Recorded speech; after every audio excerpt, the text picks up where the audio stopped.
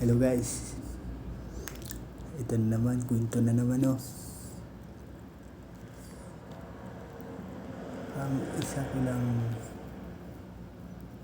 may papaliwanag sa iyo, papaliwanag sa inyo yung magandang paraan na magkaroon tayo ng kasayahan na sa abot ng kakaya natin, yun lang. Tapos huwag na natin pakinggan yung mga sinasabi ng mga kaibigan mo o katrabaho, yung kahit masakit sa tenga na kunting bagay lang, sakit talaga, huwag mo nang pansinin. Ayan ang turo ko sa iyo, kasi matagal na yan na ganun nangyayari sa buhay ko. Mga basta kunwari ba, yung mga kaibigan mo na parang down yung paniniwala sa iyo, pero pinabayaan mo lang sila hanggang sa magiging masaya sila sa ganung pagtingin nila sa iyo. Yun lang ang underestimate pa bali, yung parang mababa lang yung tingin nila sa iyo. Okay, oo, aminin ko, tanggap ko yun araw-araw, totoo lang. Pero hindi ko lang sasabihin kasi may mga kakita din ng mga video na to na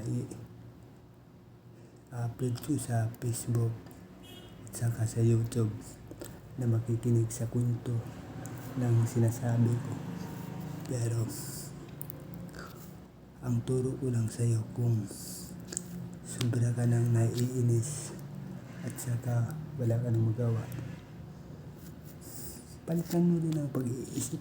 Hindi lang, huwag mong ipagpatuloy na yung pag-iisip mo na tulad sa kanila, pero ang nasa isip mo mas kontento ka pa, kasi ang alam lang nila, wala kang iniisip na tama mong gawin. At yung iniisip mo, di naman nila naiisip na magandang paraan na ikasasaya sa buhay nila, o ikaw ba'y nasaktan. Okay lang yun, at least kung mababa yung pagtingin nila, at least natanggap mo sa sarili mo na ganun yung paniniwala nila sa'yo. Magbulag-bulagan ka na lang, tapos kung anong naririnig mo sa kabila, doon na lang sa dulo, para hindi ka magkaroon ng problema. Bandang huli, hindi naman sa ganun na palagi kang ganyan, di ba? May sarili kang iniisip na wala sila. Akala nila yung ngayon nidadaong ka nila, wala kang iniisip na magagawa mo. Pero yung pag-iisip mo pala sa araw-araw na ganun, hindi nila alam na bandang huli, kung estimate nila na mababa lang talaga, ibabalik din yun sa kanilang buhay pagdating ng araw. Siyempre, sabi nila yung mga karma, upang ano ba yung karma, di ba? Yung pagtingin nila mababa sa iyo at wala kang iniisip, parang nasa isip na nila, kulang ka sa pag-iisip, yung lockdown na yun ng tao. Bandang huli, Pag nag-iisip ka pa ng talagang ikapaunda ng buhay mo, di mo sila paniniwalaan kung anong nagawa nila sa buhay nila o pag-down sa'yo. Basta tuloy mo lang yung naiisip mo, pangarap mo sa buhay, na huwag mo silang patulan kasi siyempre di naman nila alam. Tapos aaminin ko sa lahat ng na encounter ko ng ganyan kasi ako na tao, pinabayaan ko lang yung mga teknika nila. Pinagdasal ko na lang na bandang huli ibabalik din yun sa kanila yung mga karma na ganun.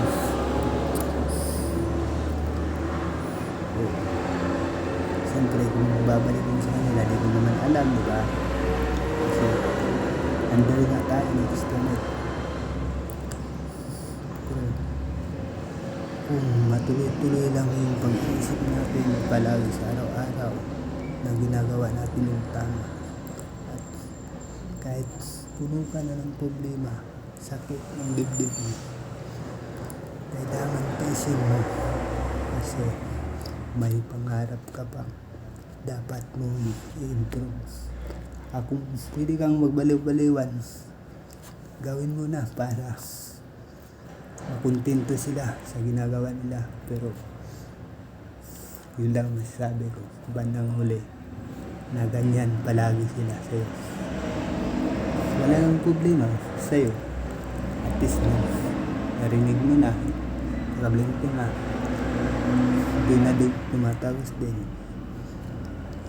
Bandang araw sa huli na ganun yung mga teknika nila, ibabalik yung karma sa kanila, sa kanilang buhay. Alam ko na yun, marami na akong mga kaibigan ng ganyan dati. Baba yung underestimate nila, pero ayun, parehas din kami, mababa lang, wala naman ang improve sa buhay ko. Pero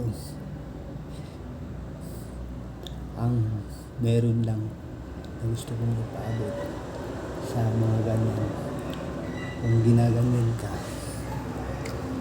kung saan sila masaya, di abutan mo na.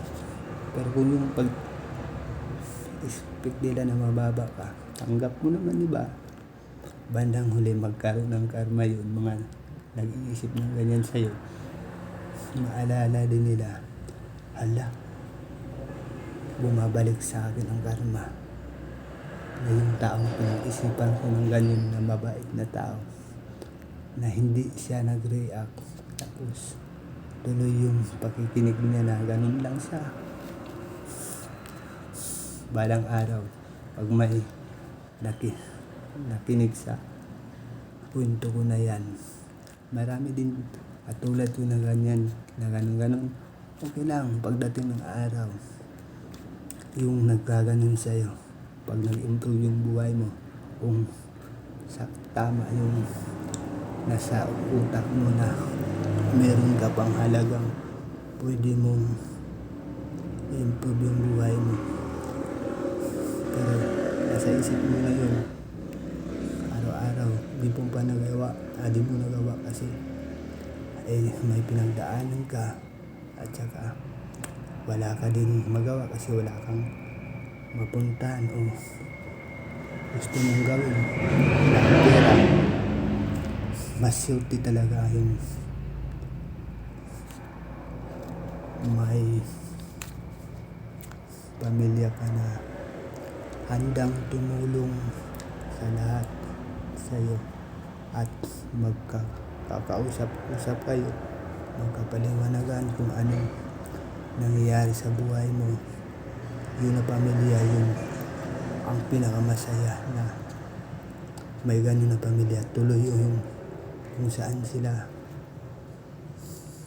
naging masaya, i-improve yung buhay nila kasi yung anak nila maganda yung pag-explain, at saka yung anak nila hindi magagawa ng mali na mga desisyon kasi nakakausap.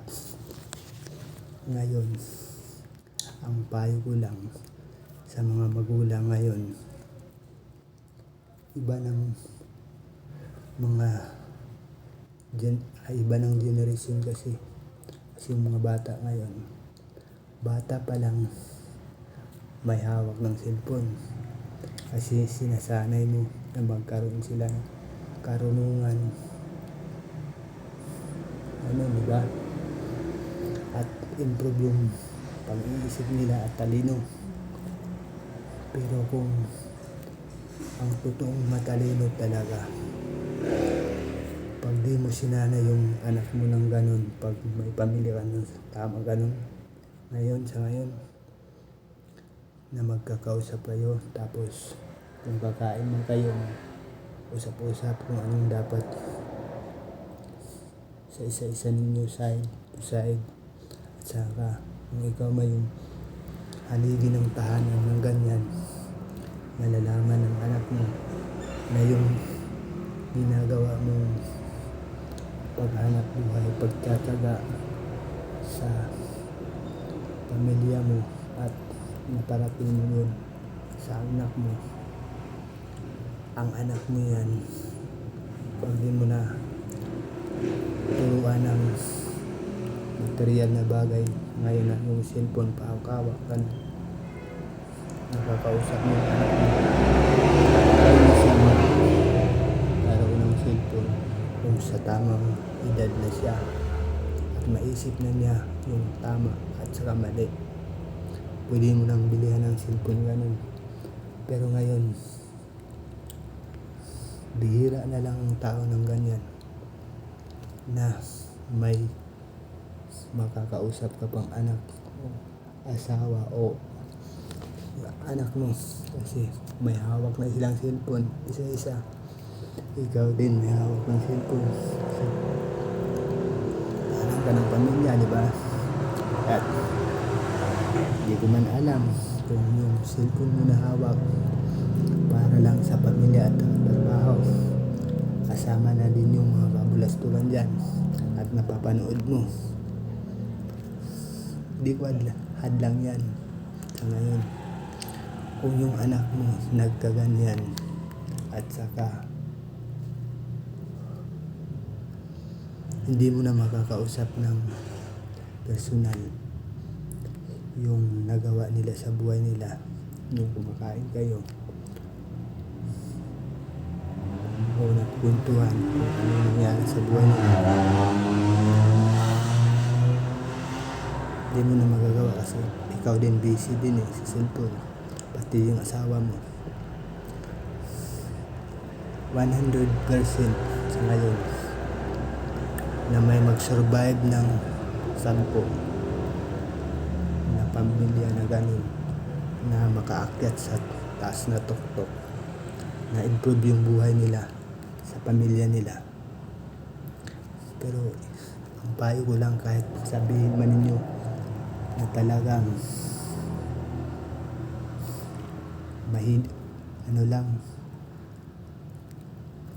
mababa lang ang pinag-aralan ko, pero maprinsipo ang tao. Di nila alam yung naiisip ko sa araw-araw.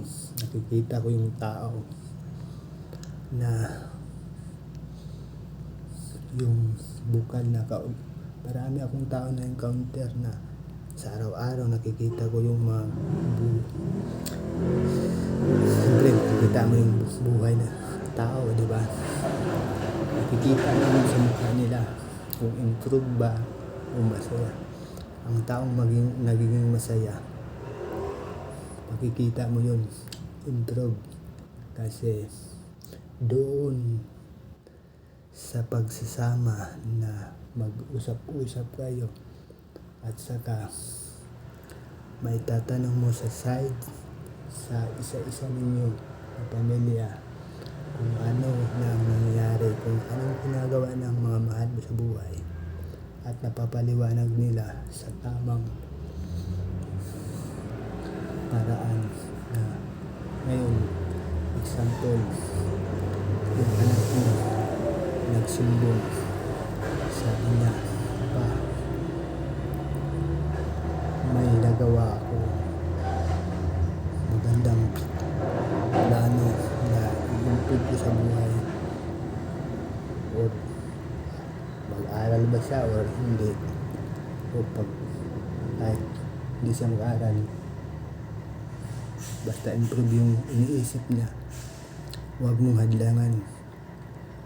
Di man natin tatanggapin na pabayaan mo yung anak mo na hindi mag-aaral sa ganung paraan. Siyempre, binibigay mo yung suporta, pagmamahal sa kanya. Kung kahit anong sabihin mo sa anak mo na yan, hindi yan lilibag na liliko sa kabilang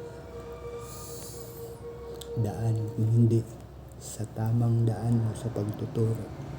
Doon maalaga niya sa araw-araw na kwentuhan mo, at ma-realize niya kung ano ang hirap mo, pinapaliwanag mo sa kanya na sana ang mahal mo sa buhay, magkaroon sila ng challenge nila sa buhay na i-improve nila ang kanilang kaisipan na sa tamang paraan, itatake nila na pamumuhay na tahimik. Pero guys, maniwala mo guys sa hindi, isa lang ang tip ko sa inyo, sa lahat ng nagkapamilya ngayon na may anak, na may asawa, doon mo malalaman kung may batas ka na tao. Doon kayo mag-usap-usap sa kainan o sa tambayan ninyo sa sala na yung pamilya mo gusto mong makausap kasi gusto mong malaman kung nasa tama ba silang kalagayan. Tapos siyempre nagtatanong ka sa nila, maririnig mo yung side nila sa mga anak mo, at saka hindi lang ikaw, yung asawa mo, ilaw ng tahanan din. Ikaw haligi ka ng tahanan, yung asawa mo ilaw ng tahanan. Papaliwanag mo rin sa asawa mo kung paghiga ninyo, mag-usap kayo ng asawa mo, kung ang asawa mo may pangarap na talagang mahal ka na sa buhay at hindi ka pababayaan kasi suportado ka niya, at saka yung mga anak ninyo naturuan din niya ng tamang asal, hindi yan susuway. Malalaman mo sa mga anak mo, mag-i-improve na mag-i-improve. Kung 4 yung anak mo, kung 5, kung talaga kang matalino na tao, 100% sabihin ko sa'yo na kung may paniniwala ka na ganun, may papaliwanag mo sa mga anak mo na gusto nilang tahakin yung liwanag sa buhay nila, kung sa hindi sila tatak sa maling liwanag na daan. Siyempre pag ganun, nagpapaliwanag yun sa mga pamilya mo, yung pamilya mo nun tahimik ang pagtira, at saka ikaw na magulang din, lalong gaganahan ka magtrabaho kasi natatakbo sa utak mo sa araw-araw na ginagawa mo ng pagtataga, pagtitiis, matupad lang yung kahilingan nila na may pangarap yung mga mahal mo sa buhay, yung anak mo. 100% talagang aangat na aangat kayo kasi gagawa yan ng tamang landas na ikakabubuti ninyo na hindi masisira yung samahan nyo na tuloy-tuloy ng pag-angat. Ngayon, sabihin ko sa inyo, sa 7 taon may hawak ng bata cellphone. Ngayon, improve na yung kaisipan nila, naglalaro.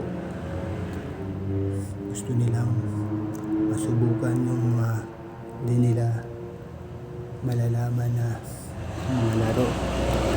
Kaya, ang tip ko sa inyo, pag may pamilya kayo, yung mga bata na ikaw magulang, dapat kung may hawak man silang cellphone,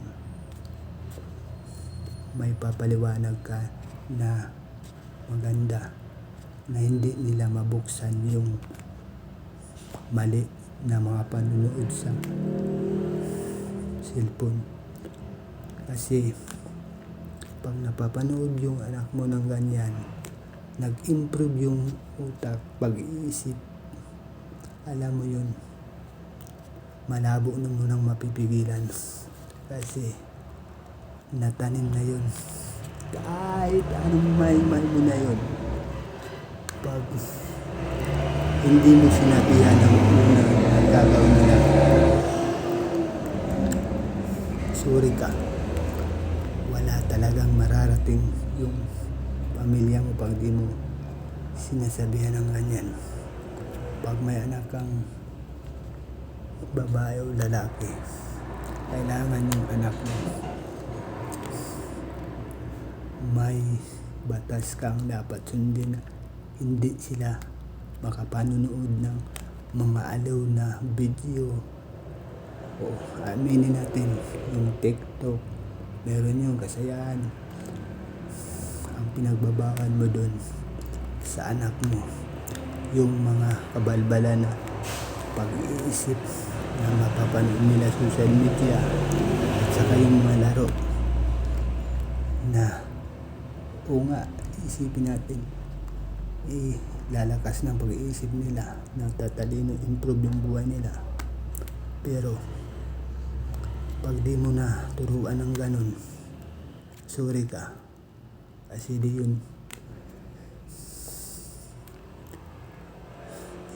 yun makikinig sa'yo.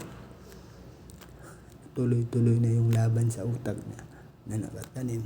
Pag tinuruan mo ng tamang ganung batas, matakot yan. Pag tinakot mo, hindi yan lalabag sa batas mo kasi alam nila,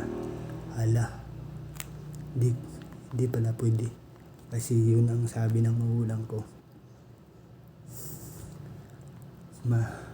isip nila na hindi pwedeng pasukin. Siyempre, yung anak mo na ganyan, pinapaliwanag mo sa kanya, hindi talaga yung papasok. Kailangan nga ngayon, ang tip ko lang sa mga nagiging pabaya sa mga magulang, kasi may nakikita na akong pariba dun na mga karanasan ng mga bata ngayon. Hindi ko man sinasabihan sila, unang kita ko pa lang, akala nila sa araw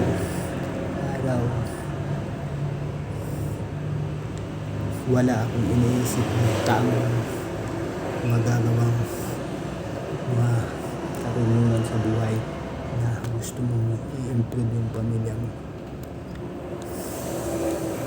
Meron akong naisip, kaya nga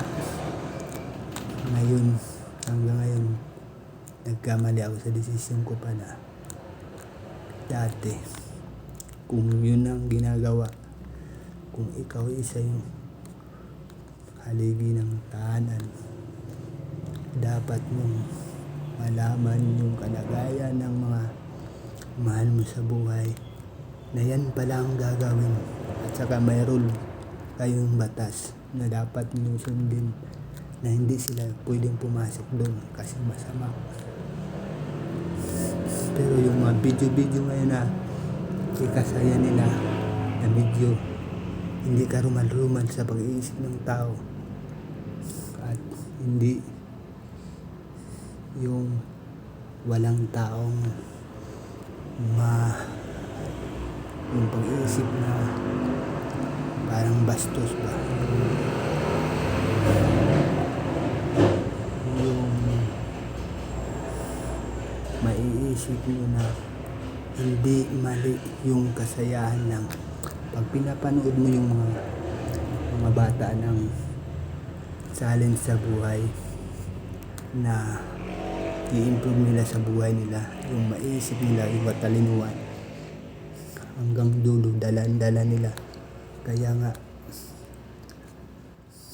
kung nakapag-aral lang sana ako at naging tuloy-tuloy yung pangarap ko na hindi nabali yung paniniwala ko ngayon, siguro yung pamilya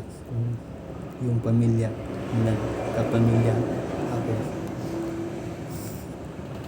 improve ang buhay ko. Pero hindi na natuloy kasi marami ng hadlang, balakid at nangyayari sa buhay ko. Kasi yung mga magulang ko, ganun din nangyayari. Aminin ko, mahirap lang kami. Tapos 6 kaming magkakapatid. Pero may pero dun. Pero kapatid ko pa rin sila. Ang mga kapatid ko, nagkahiwalay-hiwalay kami. Yun mga kapatid ko ngayon. May kapatid na akong nakapag-aral 3. Iwan ko lang sa yung kapatid ko na 3 nun. Isa na may kapatid akong nakagraduate ng computer engineering, nag-aaral siya. May challenge sa buhay niya na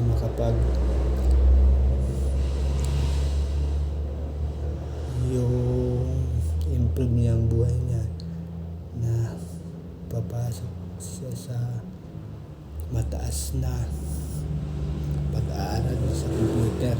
Pero iwan ko lang kung natupad na yung pangarap niya. Kahit yung kapatid ko na yan, kung ano mang ginagawa niya sa buhay niya, bilib ako ng kapatid ko yan na babae kasi meron din siyang kaalaman na talino. Mas matalino pala sa akin. Kahit bata pa siya, yung kapatid ko nakapag-asawa yun ng 18 yata na nagkapag-asawa na. Tapos iba-iba ng hamon sa buhay niya. Kwento ko yun sa kapatid ko. Iba ng hamon sa buhay niya. Pero sa pagtsatsaga niya sa buhay niya na gusto siyang makapag-aral, ngayon natupad naman niya ang kanyang hinihiling na meron siyang matatapos. Ako na kapatid niya, simple, wala akong pinag-aralan at saka mababa lang din yung pinag-aralan ko. Okay na masaya na ako doon, nakapagtapos siya at napapatuloy niya yung pangarap niya na ngayon nakakamit na.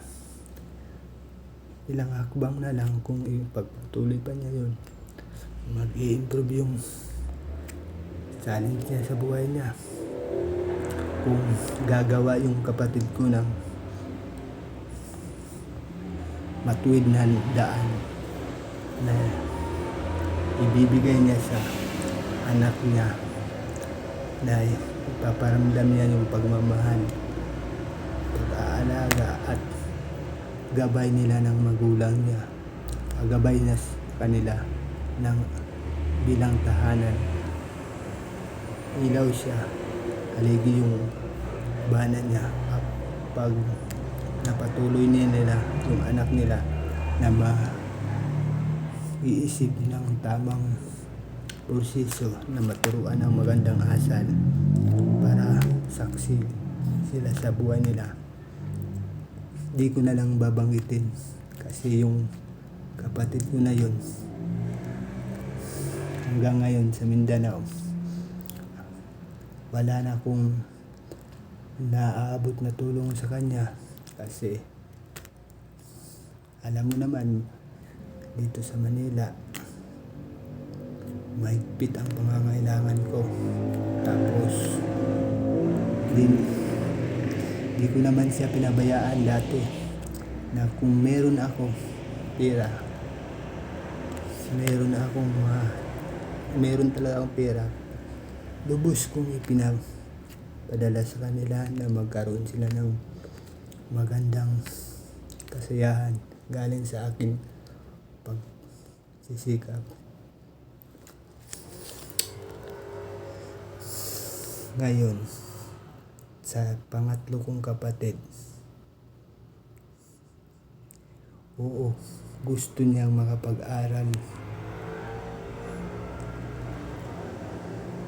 Totoo yun, nakapag-aral siya, pero bilang high school lang kasi yung nasandalan niyang kamag-anak din namin, iba din yung ugali.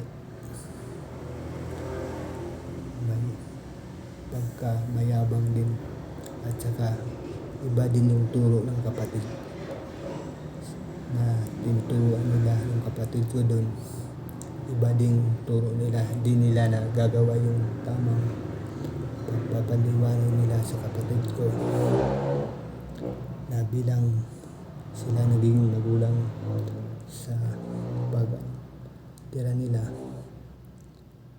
Ngayon, nandito yung kapatid ko sa Maynila. Diyan, anong kinabagsakan? Security guard na babae. Tapos, meron pa akong kapatid nag-aaral na isa, bunso namin. Hanggang ngayon, nag-aaral pa siya. Kung totoo ba talaga yung pag-aaral niya dito sa Maynila. Ilang beses ko nang tinuruan yung kapatid ko na yun. Lahat ng kapatid ko. Dahil ako may talas akong pag-iisip sa magandang paraan na ikabubuti nila na magsikap sila sa buhay nila. Pero wala akong magawa kasi unang-una hanggang paliwanag lang ako sa kanila. Sabi ko sa sarili ko, sa buhay ko, sa kanila, sa mga kapatid ko. Hindi man ako nakapag-aral at hindi natutupad yung pangarap ko sa mataas na proseso na sasaya ng pamilya natin. Gusto ko lang marinig sa inyo, mga kapatid ko. Sinasabihan ko na yung mga kapatid ko ng ganyan. Magsikap kayo sa buhay ninyo, mag-aaral. Kung meron man kamag-anak natin na magpapaaral sa inyo, sikapin yung panindigan na magsikap kayo na mag-aaral kasi yun ang turo ng mga nakakatanda sa atin na pag may pinag-aralan ka, hindi basta-basta na tulad ng pera makukuha sa iyo. Yun ang malaking bagay na kahit saan ka magpunta sa sulok ng mundo, hindi nila makukuha yung katalinuhan mo pag-iisip sa tamang landas na tatakin mo, may kaunlad ng buhay mo. Basta may pinag-aralan ka talaga, sabi ko lang sa'yo, tuloy-tuloy yung pag-asenso mo sa buhay. Kasi nagagawa mo yung mga bagay na hindi mo magawa kasi papasok yun sa utak mo. Doon mo na pag-alaman sa pag-aaral mo kung talagang focus ka sa pag-aaral mo na abot man sa hantong na di ka makapag-aral, mahinto yung pag-aaral mo muna, maisip mo yun na yung ginagawa mo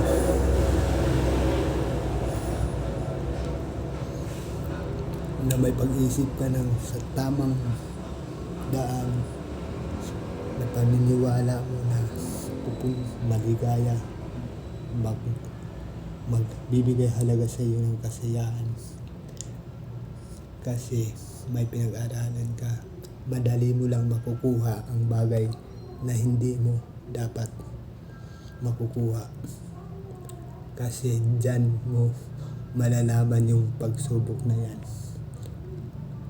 Pag may pinag-aralan ka, unting-unti pag-iisip mo, katalinuhan mo dyan sa natanim sa utak mo, ang hindi mo makukuha, kasi mabibigyan mo yun ng solusyon na magiging tulay papunta dun sa inaasa mong pangarap. Kaya yung mga kapatid ko na yun, wala silang pinagsisisi sa akin kasi sinabihan ko yung kapatid ko, hanggat may magpapaaral sa inyo, ayun, hindi na success yung pamilya natin, naghiwalay na. Kung saan yung mga anak na natin na gustong magpaaral sa inyo, sige, mag-aral kayo. At saka alam ko naman na iba ang tatahakin ninyo sa kamag-anak natin kasi yung mga ugali nila iba-iba. At kahit mali man sa kalooban mo, kung gusto mo talagang mag-aral at saka may pangunawa ka at may iniisip kang dapat mong abutin, nakukuha mo. Kaya yung kapatid ko na isa nakapagtapos, matalino yun. Kahit may anak na siya, ngayon, kung darating man yung bagay na hindi sila magkasundo ng asawa niya at saka hindi na magkasakitan ng loob, ngayon tapos siya.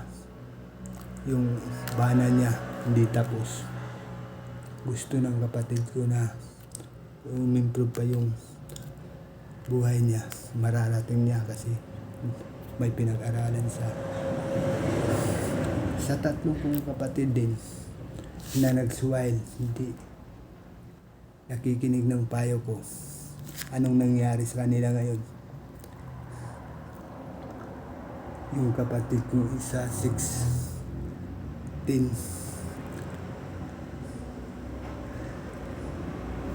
pagtungtong ng 17, buntis na. Yung isa naman, sumunod din. Nag-asawa din, hindi nag-aral. Pero,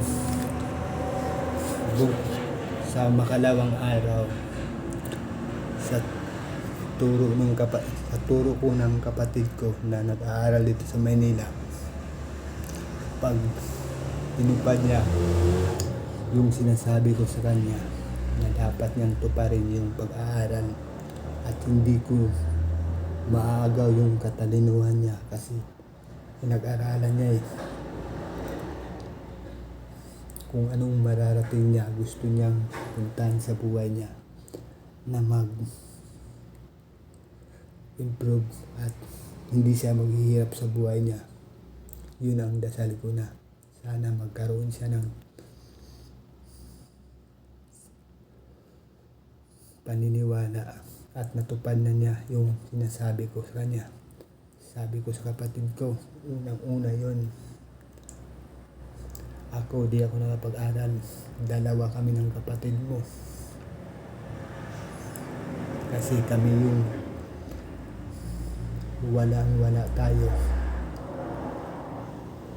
Kami yung siyempre aalalay sa mga magulang natin kasi kami din yung makahanap buhay para makapag-aral din yung mga kapatid ko, pero di naman yung nangyayari na yan kasi nagkaiwalay na kami, iba-iba ng landas namin. Sa dinalaw lahat ng kapatid ko dinalaw ko, nasabihan ko na ng ganyan, pero may kapatid din ako na hanga talaga. Yan ang kapatid ko na kahit nagtatampo siya sa akin, pero naririnig niya yung mga sinasabi ko sa kanya. Kahit anumang ginagawa niya sa buhay niya, at least nakapag-aral siya, ay may pupuntahan siya. Hindi tulad sa akin na maghihirap at saka mababa lang yung pangarap ko at di na matutupad yung dapat kong hiniling dati. Yun ang isa kong panalangin. Bukas o sa makalawa, makikita na din ng kapatid ko na ngayon nagbibideo ako na ganito at malalaman niya, maalala niya yung tinuro ko sa kanya ng mga bagay na dapat hindi niya seryosohin pag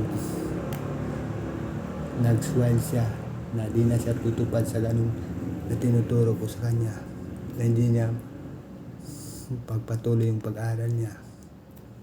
Wala akong magawa bandang huli kung anong desisyon niya sa buhay niya at yung pag-aaral niya na tuturo sana ng magandang buhay na ikaangat niya sa buhay, sa tagumpay niya. Hanga ako dun pag nag-iba yung landas niya.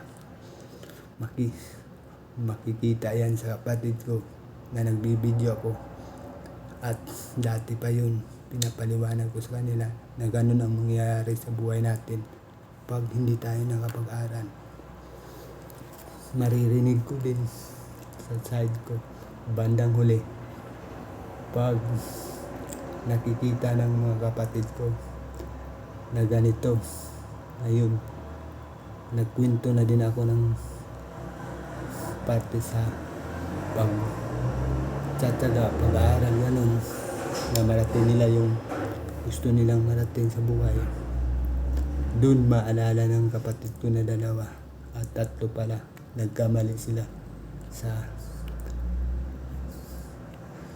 pagpatnubay ko, pagsabi ko sa kanila na tahakin ang magandang daan. Yun, mapapanood na yun ng kapatid ko bukas sa susunod na araw, at malalaman ko din yung side nila. Magtitext yun isa-isa sa akin, napapanood nila yung video ko na sa ngayon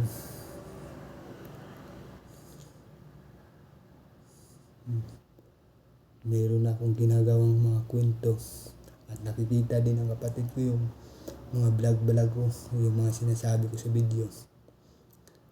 Maalala nila na sa ngayon na kwento ko uli, nagkaroon ako ng time na naalala ko rin sa utak ko na dapat ko nang gustong iparinig sa kanila.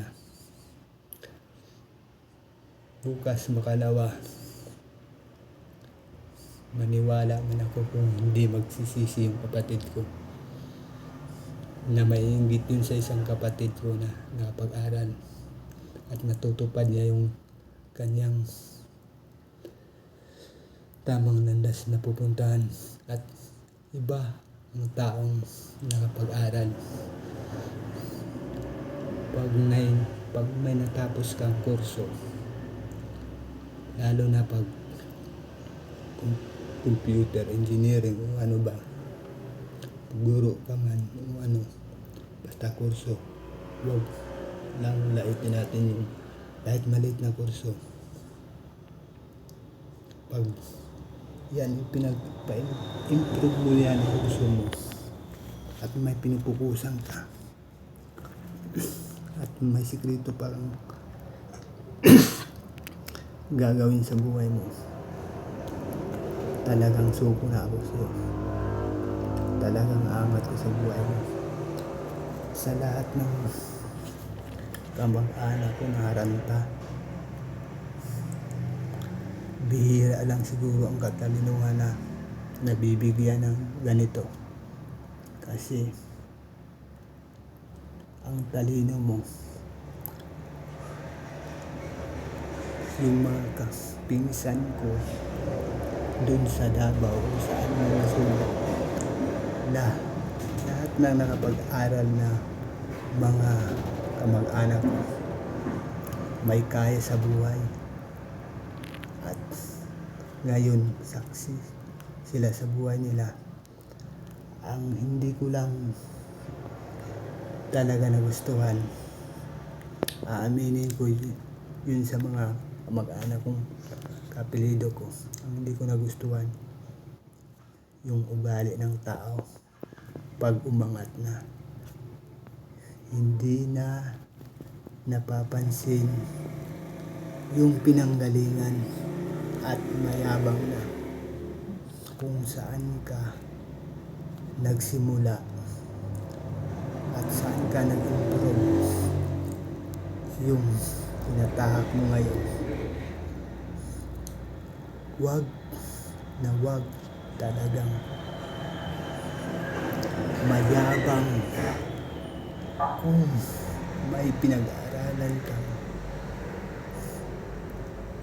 tama. Kasi ang edukasyon ng paaralan, hindi ka natuturuan ng maling akala. Yun ang turo ng guro sa iyo na iaakyat ka sa tamang daan na patungo sa kaunlad mo. Walang guro nagtuturo ng maling tinuturo. Tama lahat. Depende lang yan sa iyo kung nakikinig ka at sinasaup puso mo yung pagsabi niya. Pag sa puso mo at tago sa utak mo, nakikinig ka, talagang ang pangarap mo hindi lang 100%, talagang aakyat ng aakyat. Ngayon, sorry na lang sa kapatid kong tatlo na di sila naniwala sa payo ko sa kanila. Ngayon, babae man yung tatlo kong kapatid na hindi sila nakikinig sa payo ko. Kung anong nangyayari sa buhay nila ngayon, nakapagbuo na sila ng pamilya, sana ma-realize din ng mga kapatid ko. Nagkamali man sila sa plano nila sa buhay at naging pabaya kung may anak man sila na gusto nilang i-improve sa buhay. Yung kapatid kong tatlo, makinig kayong mabuti sa payo ng kapatid niyo na simpleng hamak lang na walang pinag-aralan. Dati pa kayong pinapayuhan, di kayo nakikinig. Kung nakikinig kayo sa mga payo ko, walang hirap na inyong mararanasan. At ngayon, sa kapatid ko na ngayon nandito sa Manila, si Catherine Haranta, kung yung kapatid ko yun nagmamayabang na at saka may pinag-aralan siya, sabihin man natin nakatungtong ng college at wala siyang galang sa akin, bandang huli hindi niya manutupad yung pangarap niya, napunta niya na magiging masayang buhay niya kung hindi sumusunod sa payo ko. Yan, makikita yan kasi ito ang kwento kong na dapat malaman ng lahat ng tao na improve nila lahat ng mahal nila sa buhay, na dapat nilang matutunan na yung tao hindi makapang-abuso at saka yung pang tingin mo ng tao hindi mababa lang sa'yo o hindi dadaan ka din sa proseso na gagalang ka kahit mababa man yan o tawagin man niyang buang sa sarili niya. Pagdating ng araw, pag nakikinig kayo sa sinasabi ko, lahat ng mga magulang ngayon sa buong mundo, makikita nila kung isi-search nila sa mga pre nila yung kwento ko ngayon na mangyayari sa buhay ng mga anak nila. Mabuti na mapakalat yun kasi walang kamalian ang tinuturo ko na to. Lahat ng mga magulang, pag hindi ka pabaya ng anak mo at tinuturuan mo ng tamang proseso na may pagmamahal sa Diyos, walang imposible na hindi pupunta sa daan na tagumpay. Ngayon na gabi guys, kung sino man yung nag-iisip ng maling akala sa akin, ngayon mapapanood na ninyo yung mga kwento at saka nangyayari sa buhay ko. Lahat ng nakapag-aaral at may natapos sila sa buhay nila at nag-iba yung ugali nila kasi di na natutupad yung tamang daan sa kaligayahan, pupunta yun sa kapahamakan. Pag ang isip mo talagang matalino kang tao, hindi mo makikita at di makukuha sa isang tao na yung katalinuhan ng tao maagaw at hindi makapang-abuso na prinsipyo. Yan, sa lahat ng tao ngayon nagsimula sa hamak na buhay, talagang pupunta sa tahak ng daan niya at pupunta sa masayang buhay.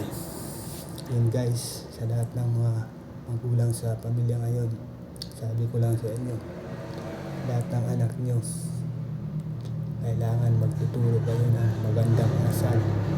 At saka ang payo ko lang sa inyo, yung mga bata na ngayon, yung generation natin, malaking pagbabago kada taon-taon. Dapat malaman nyo kung ano ang gagawin bilang magulang sa buhay ay kasasaya ng anak mo na hindi mapunta sa maling daan. Kasi ang tip ko lang sa inyo na mga magulang, pag suswile yung anak mo na hindi nakikinig sa'yo, pupunta yun sa tamang hindi daan. 100% yun. At saka may mangyayari kwento sa buhay nila na ikaw na magulang di mo nagagawa yung tama na dapat mong ipapaliwanag sa kanila. Ngayon, nangyayari na yan sa buhay natin. At ngayon yung mga bata na ngayon generation, sa makalawang generation pa, ng pataas. Umabot na tayo ng 2015. Ngayon, darating naman ngayon ng susunod na taon, 16, 17, abot sa 20. Ang pataas yun, di ba? Pataas ng pataas yung rating ng mundo natin kasi alam ng mga may katalinuhan na habang yung taon natin sa mundo nag-improve at marami ng mga bagay na hindi tulad ng dati na tahimik yung magandang asal at pagtuturo sa mga nununod natin dati. Alamin mo lang, makikita yan sa mga libro dati. Ngayon wala na yun ang libro. Ang tinuturo, mga scientific, mga matataas na develop sa buhay ng mag-aaral.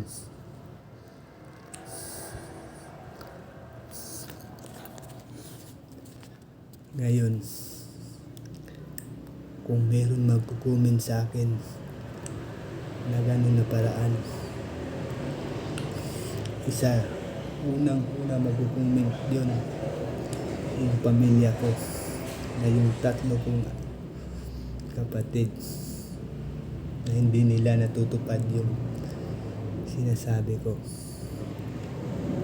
Pagdating ng araw, sila na din maging magulang at di naturuan ng magandang pamumuhay na aakyat ka dun sa mataas at magiging masaya yung pamilya nyo. Wala pa rin, babalik pa rin sa dati yung ninuno nila na hamak pa rin kasi sumuwaki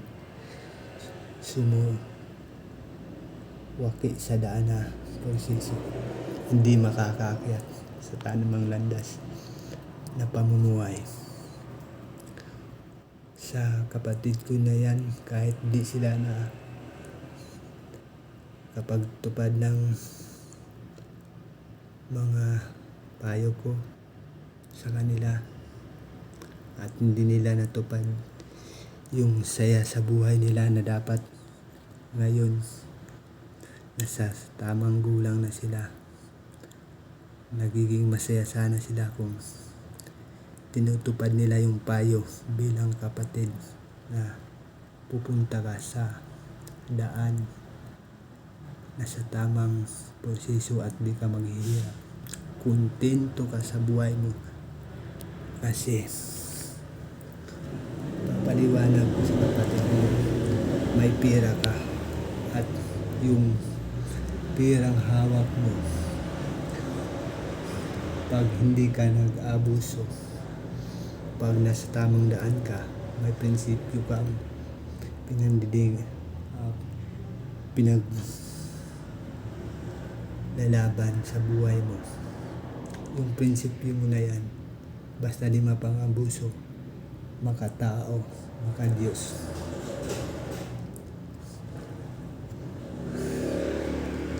Wala akong pinagsisihan na tama yung payo ko.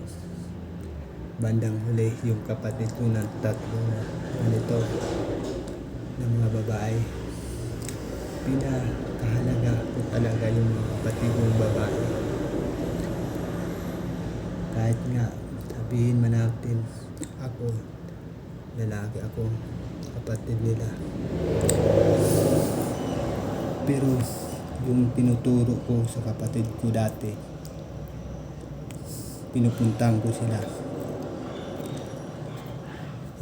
Mismo yung magulang ko di nagturo ng ganyan kasi pinapaliwanag ko sa magulang ko sabi ko sa mama ko na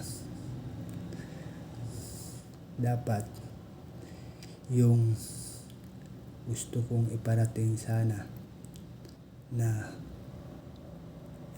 buhay ko sana na makaakyat sa tamang landas na maging masayang pamilya ngayon sana. Ngayon hindi ko na nagawa kasi nung naghiwalay yung magulang ko at saka di na kami nagkita ng mga kapatid ko at iba naman yung focus ko sa buhay ko. Kahit marami akong pinagdaanan ng mga sakit sa buhay, pero natitiis ko kasi hindi ako mayabang na tao. Doon ko napag-aralan yan na teknik ko kahit wala akong pinag-aralan kasi sa ugali ng tao yan.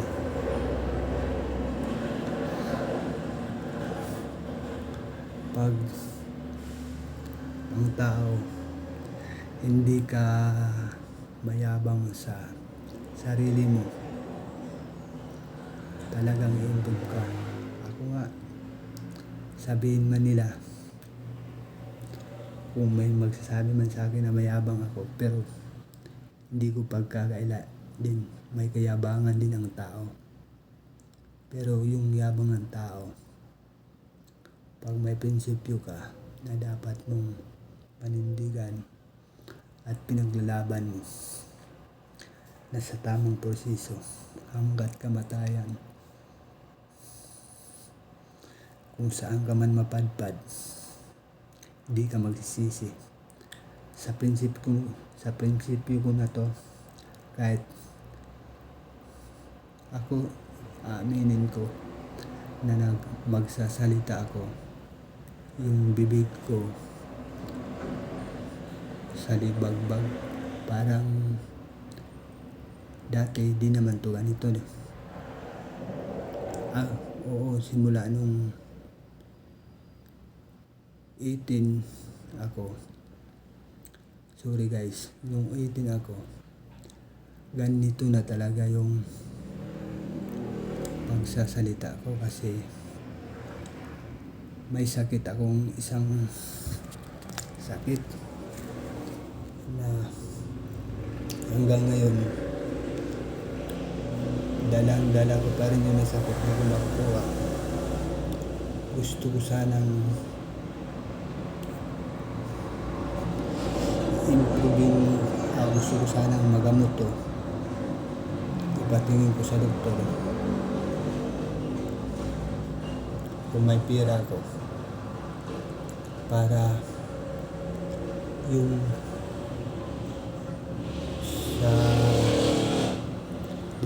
sa dipit ng katawan ko, dati pa to sa tenga, gusto kong mawala. At saka kahit simple lang buhay kong ganito, na kahit puno ng problema at puno ng pangalipusta, wala akong pinagsisihan sa buhay ko na nagiging masaya ako kahit wala akong pinag-aralan. Kasi araw-araw nakikita ko yung mundo sa iba, sa kapwa ko tao. Nalalaman ko kung ano ang ugali. Kasi ang taong magandang asal sa itsura, tingnan mo pangit ang itsura, pero yun ang diferensya. Maganda ka nga, pero yung ugali mo naman masama, ay siyempre may ugali bang masama na i-improve para tumaas yung buhay niya? Wala, diba? Yun ang prinsipyo ko na hindi matutumbasan ng kahit sinong tao na magmayabang sa akin. Kung iba-iba man tayong paniniwala, pero yung payo ko lang sa mga magulang na ngayon, tataas pa yung year natin.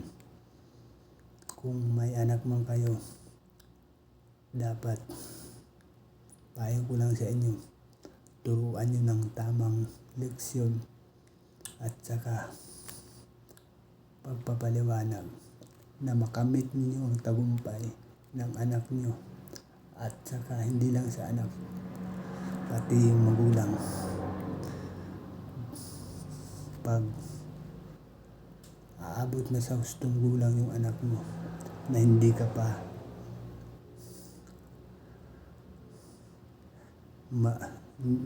matanda, o aminin natin, aabot tayo sa ganun, manghihina yung katawan natin. Aminin ko yun, pag dating mo ng ganun na edad, pag nakapag-aral yung tinuturuan mo ng tamang asal at may paninindigan sa buhay na gusto niyang marating, na yung tinuturo kabaitan sa tao at paniniwala 100%, kahit saan pa tayo mag-abot, itatanong mo, hindi talaga magigiba ang taong may panindidigan na makumbaba sa kapwa-tao. Kahit ako, sabihin man nila mahirap lang talaga ako, wala akong pinag-aralan, bandang huli simple lang ang pangarap ko, mamuhay lang ng tahimik, magkaroon ng tamang pamilya na di ko na uulitin yung kamalian ko na pupunta pa ako sa maling akala. Kasi yung tinuturo ko dati ng mga kapatid ko, tama yun, walang mali. Naligaw lang ako sa maling akala ko. Kasi nagmayabang ako sa buhay ko. Kahit wala akong pinag-aralan, yung yabang ko umabot sa sukdulan. Ngayon, anong nangyari sa buhay ko? Nung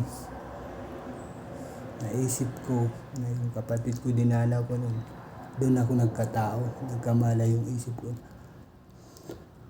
Hala, yung prinsipyo ko pala, nakakalimutan ko na. At hindi ko na nagagawa. Ngayon, salamat sa Diyos, nagpapasalamat na ako sa Diyos na dumating na taon ngayon, umimprove yung panahon, at saka sa pagkukumbaba ko, bumabalik yung tiwala ng panindidigan ko na gusto kong habulin pa yung taon na kumbaba lang at saka di talagang mayabang. Yun ang tamang daan sa taong may prinsipyo at gustong umakyat sa tahimik na buhay. At yan guys, sa lahat ng nakarinig na video na to, nakikita to sa YouTube at saka Facebook. Kung nakikita niyo na kayo bilang mga magulang o mga bata, kailangan ninyo i-share ito na video ko to, kasi malaking bagay na aral sa buhay to. Kahit saan kayo magpunta, natutupad niyo yung pangarap niyo sa buhay na magiging masaya kayo. Yan ang hiling ko sa mga taong nagiging haligi, tahanan, ilaw, ngayon naging pamilya na. aminin ko guys, ngayon talaga wala akong pamilyang nabubuo pa ngayon. Kasi alam ninyong tao, kahit may mga pinagdaanan tayo, may mga karanasan tayo sa buhay natin, hindi mo na may babalik yung kamalian mo dati na ituwid mo pa. Sa ngayon din na matutuwid. Nag-iba ng landas. Ngayon, nagsimula nung napag-isip-isip ko talaga na nakadaan na pala ako sa maling akalang daan. Kaya ngayon gusto kong ibalik yung ugali ko na hindi, kahit sabihin man nila na ganito yung pag-iisip nila sa akin o anong bagay, pagpatuloy ko yun pala. Yun ang tagumpay ko na makakamit ko sa buhay ko. Bandang huli, hindi lang kung magkaroon man ako ng pamilya. Kasi yung pamilya ko, magiging masaya din kami. Kasi kung magkaroon ako ng pamilya na pagpatuloy ko na yung laban ko sa buhay, na yung prinsipyo ko, tutuparin ko na at hindi ko napabay. Hindi tulad ng dati, napabayaan ko yung prinsipyo ko na gano'n na bagay. Kung magkaroon man ako ng pamilya, kung may nagkamali man akong desisyon sa buhay ko, sa susunod kong desisyon, hindi na magkakamali. Magiging pamilya ko siya. Ngayon, makahanap man ako ng mahal sa buhay sa susunod na landas. Ang magiging pamilya ko ay magiging masaya kami ng pagsasama. Kung hindi, siya magtatanggal sa paniniwala ko at saka makakamit niya yung tagumpay na gusto kong marating para sa kaunlaran ng pamilya namin. Kung magkaroon akong pamilya guys ulit, yun lang. At saka sa lahat ng mga tao ngayon, kung saan man kayo, sa Mindanao, Visayas, Manila, pag napanood nyo yung video ko sa YouTube, ang una itong video ko na ipopost ko sa Facebook, para din kung sino man yung nakita at napakinggan yung explain ko sa buhay, pag napakinggan nyo yun at ganun din yung paniniwala nyo, nasa tamang daan kayo ng kabutihan. Hindi ko na ibabalik yung kayabangan kong di ko natutupad. Gusto ko na tuparin yung landas ng magiging tahimik at mapagmahal sa hindi lang sa aking buhay o di sa kapwang tao. Pilay man yan o baliw, sorry sa nakaraan kong mga pag-iisip dati, kasi naligaw na ako ng landas eh. Ang iniisip ko din sa taong nakikita ko, parang ako din nagyayabang sa sarili. Yun ang maling bagay na napuntan mo sa aking paniniwala. Ngayon guys, kung sino, isa lang ang tip ko talaga sa inyo, kung nakikinig kayo sa video ko to at nasubaybayan nyo, kung saan man tayo mag-aabot, kung sabihin man sa dulo ng mundo na may paniniwala kayo ng Diyos,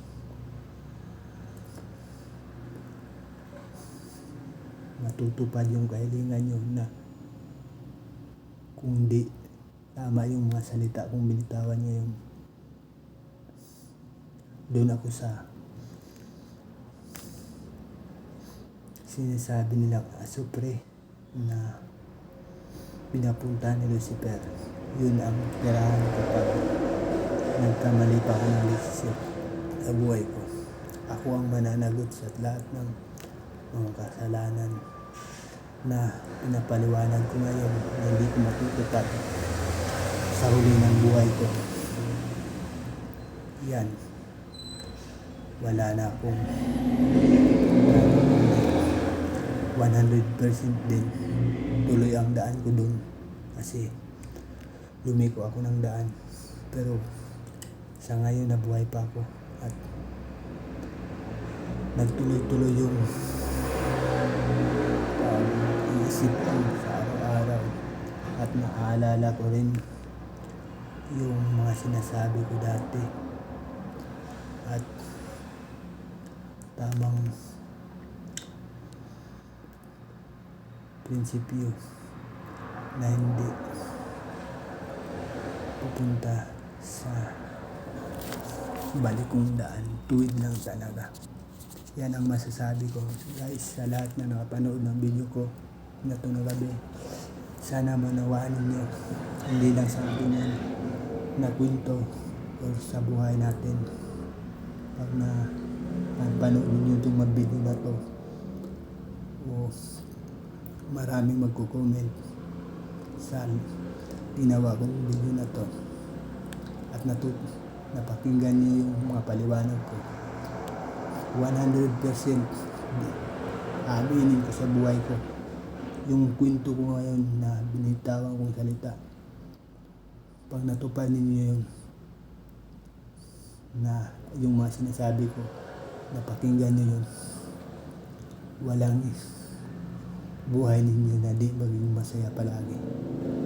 Yan lang guys, magandang gabi sa lahat ng nakakita ng video ko at mapakinggan niyo yung mga sinasabi ko na bagay, aral sa tao.